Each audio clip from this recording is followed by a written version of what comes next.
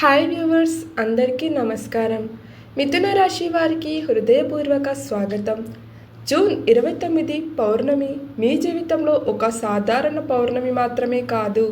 జ్యోతిష్య సాంప్రదాయాల ప్రకారం ఈరోజు మీలోని ఆలోచనలు, భావోద్వేగాలు, సంబంధాలు, నిర్ణయాలను లోతుగా పరిశీలించుకునే సమయంగా భావిస్తారు. గత కొన్ని నెలలుగా మీ మనసులో మిగిలిపోయిన సందేహాలకు సమాధానాలు దొరికే అవకాశం ఉంటుంది.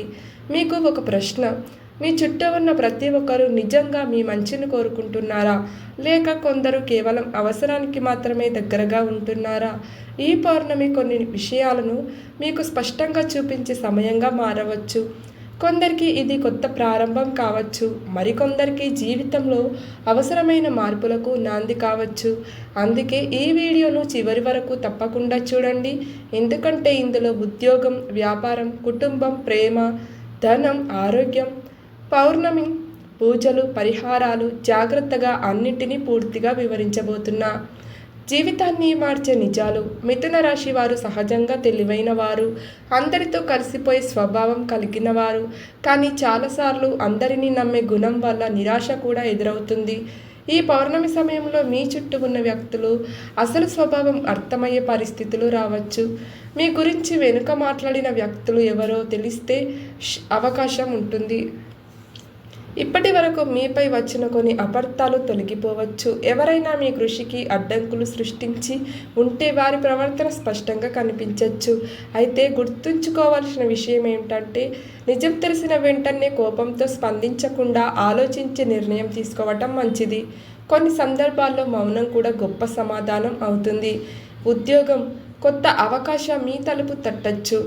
ఉద్యోగస్తులకు ఈ కాలంలో పని భారం కొంత పెరిగే అవకాశం ఉంటుంది.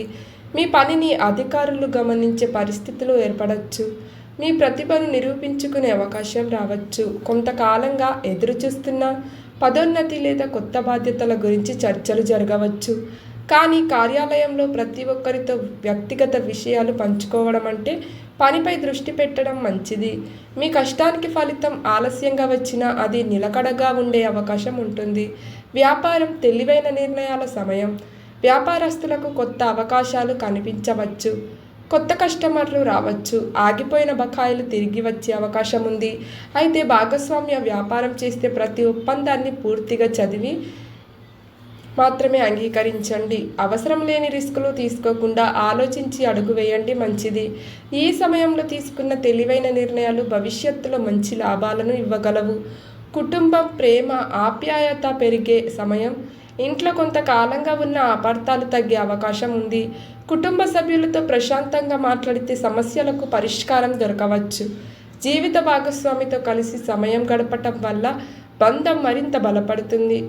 పిల్లల చదువు, భవిష్యత్తు గురించి మంచి నిర్ణయాలు తీసుకునే అవకాశం ఉంటుంది. ఆర్థిక పరిస్థితి.